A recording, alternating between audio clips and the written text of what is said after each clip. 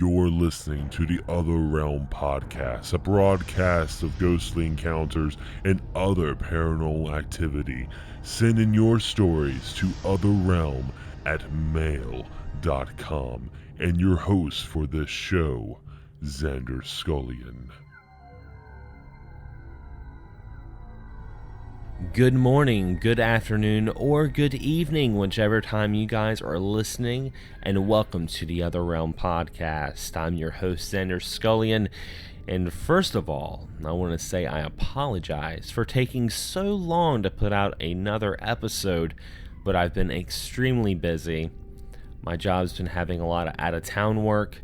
I've been doing a lot with my other YouTube channel and various podcasts I'm a part of, which I will get to towards the end of this show with the plugs.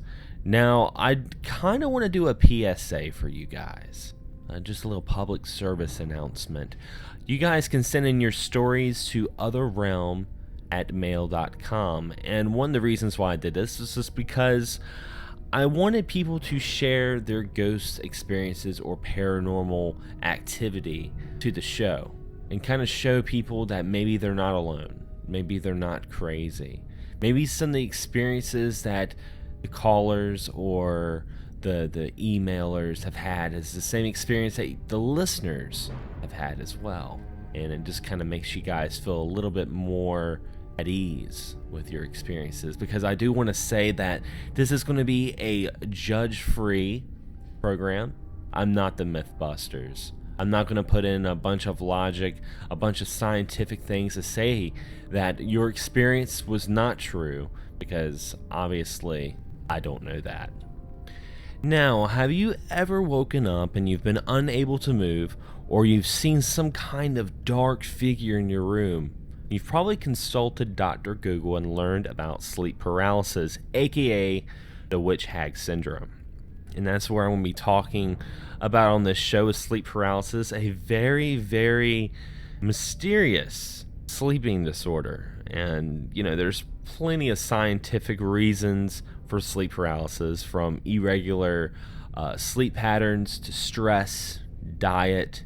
And I will say, if you're one of the people that have a lot of experiences with sleep paralysis, then I would say it wouldn't hurt you to go get some medical attention and try to see if maybe you're suffering from some sort of sleep apnea. I would say that. But at the same time, I'm here to share some of the stories that I've had some people send me about their experiences of sleep paralysis. And I'm also going to talk about one of my experiences with sleep paralysis. Now, this was sent by Ryan. He says, I get sleep paralysis quite a lot, but you just don't get used to it. It's just an intense pressure holding you down, and I can't speak. I can usually see a dark shadow figure out of the corner of my eye, but I can't turn my head to look at it, and that's pretty terrifying. Luckily for me, my partner is now used to this, and we have a code.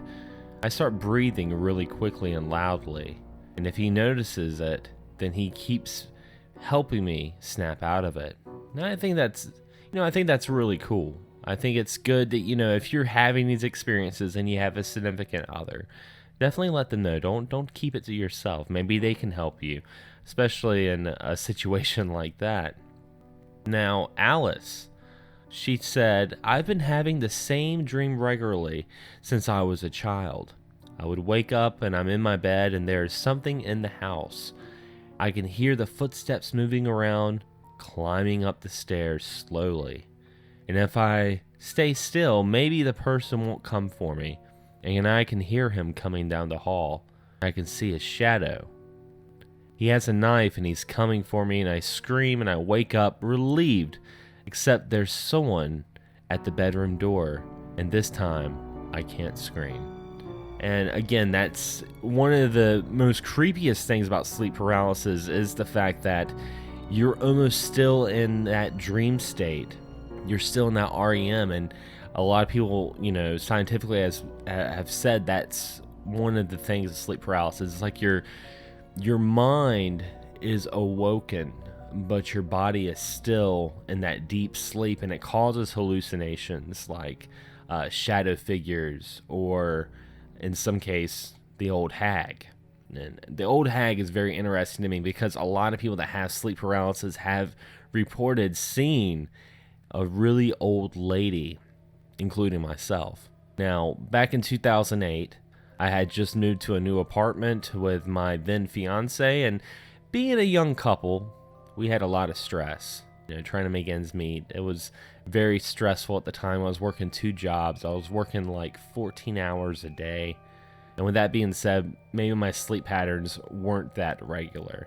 But I do remember one morning I went to wake up, and I remember it was actually bright and sunny. The sun was coming in really, really bright through the blinds. And I remember I woke up and I couldn't move. And what felt like seconds felt like eternity that I couldn't move. And I started noticing I had a pressure on my chest. It almost felt like someone was holding me down. And when I opened my eyes, I saw something.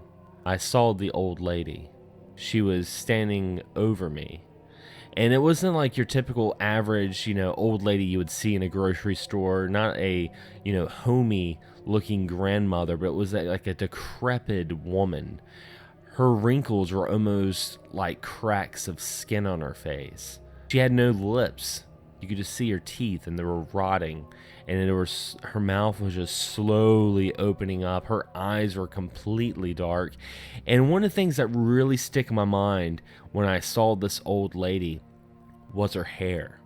Her hair was like dark drapes hanging over me, and it was probably one of the scariest things I've had. And I finally regained consciousness, and I moved, and I was in a panic. My fiance was like, what the hell's going on? Because I was so scared. I was just, tossing and turning violently in the bed. But that was my experience with sleep paralysis. And I've had it a couple more times later on that year. But that was the only time I actually saw something, and that was the old hag. And it's interesting. A lot of people that talk about sleep paralysis talk about the old hag, which really makes you think about things. Now, back in the day, they would say sleep paralysis was an incubus or succubus demon trying to possess you while you were asleep. Some people may even say that it's actually you're having an out-of-body experience. Some people say that when you go to sleep, your spirit or your soul actually will leave your body, but it's like a cord that connects your soul to your body. It's kind of like, keeping you there. So when your soul's done and you wake up, it goes back into your body, and you don't die. I think that's a really interesting story. And some people say while your soul is out, then maybe the negativity in your house could be trying to get a hold of your soul, but it's venturing off in your little slumbers. But yeah, shadow people come up a lot in sleep paralysis. The old hag comes up a lot in sleep paralysis, and shadow people could almost be a whole discussion itself. A lot of people have seen shadow people, usually out of the corner of their eye. They see like a dark figure move really fast across the room, or maybe they see it when they wake up, and some people think that it's maybe demonic. I don't think shadow people are demonic. I think what it is it could be an entity or spirit, but very, very weak, in the sense that that's the reason why it's dark. It cannot make a complete formation shape. And with that being said, I do have a story sent from a listener, a friend Chris, who wanted to talk about his experience in his old grandmother's house. I think this is really interesting. This story takes place about 15 years ago. My grandmother had passed away about a year prior to this. With no one living in her house, it became common for me and my friends to go out there and party, frankly. Now, when I say out there, I really do mean out there. The town I lived in was rural enough. This was nothing but farmland.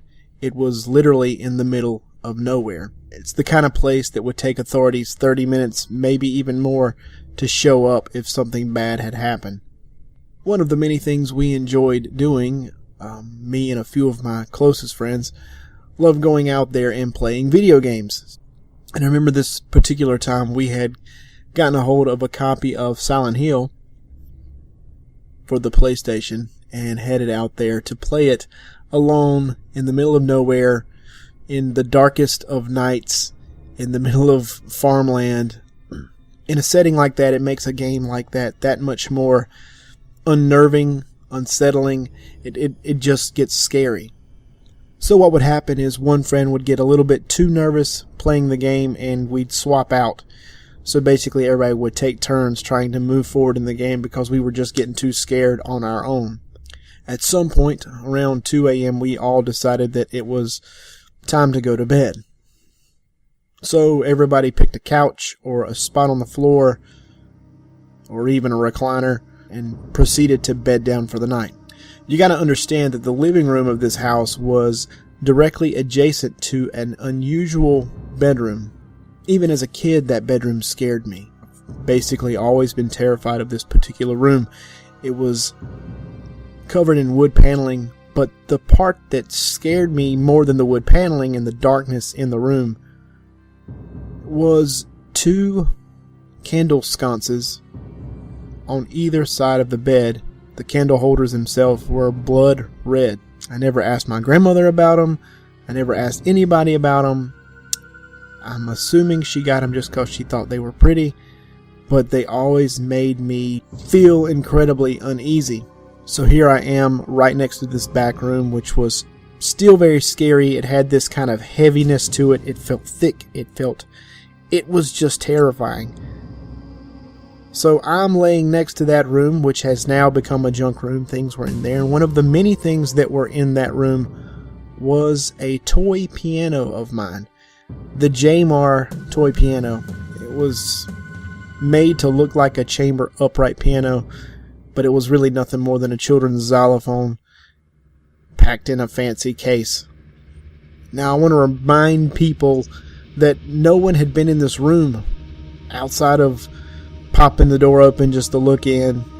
So there we all are, laying in our spots around the living room. And I, being the weirdo I was and kind of dwelling on the game we had been playing that night, made a passing comment. I simply asked, wouldn't it be strange if a weird town like Silent Hill actually existed? Pretty much immediately after I got the words out of my mouth, from within the dark, wood-paneled, creepy room, we could hear a melody being played on the Jamar piano. I have no explanation for what the melody was, who was playing it. I have no explanation whatsoever. We left the room, we went into a different part of the house, and stayed up until the sun came up, and went back to our houses. Very, very interesting. Now, I can honestly say I've played Silent Hill on PlayStation. It's a very creepy game. And, you know, some people that would be listening to this may say, hey, Chris, you were probably really spooked from playing this video game, and it was probably all in your head. But the thing is he had already sensed some weirdness in that house beforehand, which makes things really interesting. And I'm from Wilmington. Chris has lived in Wilmington as well, and you know, outside of Wilmington is a lot of woods, a lot of, you know, backwoods houses, and I can definitely, when he was telling that story, I could picture it so well in my head because I've been to houses like that and I've been to places like that. And if you guys listened to the first episode of The Other Realm, I was talking about hauntings around the Wilmington, North Carolina area and surrounding areas, and there's a lot of history. There might be a lot of history in that house. I don't know all the backstories. I don't know how long his grandmother had lived there, but definitely seemed like somebody was trying to let him know that someone was there, especially with that piano. And I've talked to some people that, you know, they always wonder if their house is haunted or not. They're like, I think it might be haunted, and they come up with some logic, you know, like, oh, my door slams because I have a draft, or this house has really bad insulation. I will say this. if your place might be haunted, there are a couple of things to look into. There's a couple of things that kind of points to look into that maybe it could be haunted. One of the things is electronics. Electronics is, to me, a dead giveaway. Spirits use energy to make themselves known. Maybe if you have an appliance that doesn't work properly, maybe if your batteries die really, really fast, keep noticing when you notice these things defecting, if you have any experiences, Now, I've had an experience, and it happened actually a couple of months ago. I was watching a movie with a friend of mine, and she lives out of town, so what we do is we'll go on our PS4s, we'll join a party, and, we'll do like the little countdown and start the movie at the same time and watch whatever we want to watch together. But I remember we were watching a movie, and I got kicked offline. That's completely normal. Okay, well, I'll just, reboot my router and stuff. And I went to go check the signal on my Wi-Fi, and it was really, really low. Very low, almost like non-existent, which is weird, I'm thinking I have high-speed internet, so I don't know why my Wi-Fi was so low. And it was funny, and coincidentally, right when I was checking my Wi-Fi and I saw that the signal was the lowest I've seen, I had an action figure, a toy, tacked on the wall. It couldn't go anywhere. It was, tacked onto the door, and it was a pretty solid surface. But once I checked that Wi-Fi signal, the toy flew off the door and hit the ground. And at that moment, I had that feeling. I had that feeling that Chris had, that heavy feeling. You have to pay attention to your body. Your body senses this energy. And I was like, holy shit. And that was really weird. And like right when I said that, my Wi-Fi signal went back up. Everything was just completely normal, like nothing had ever happened. So I do tell people, if you think your house is haunted, one of the things to really pay attention to is your electronics. That's one of the biggest things. And of course, guys, if you have your own paranormal story you guys want to tell us, like Chris did, and like the many others talking about sleep paralysis, you can email us at otherrealm@mail.com.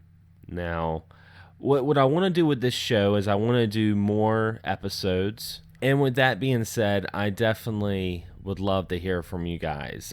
You guys are definitely going to be making this show. I have plenty of experiences myself, which I will talk about in other episodes, but I want to hear some input from you guys. So be sure to check out the emails and tell us some of your experiences.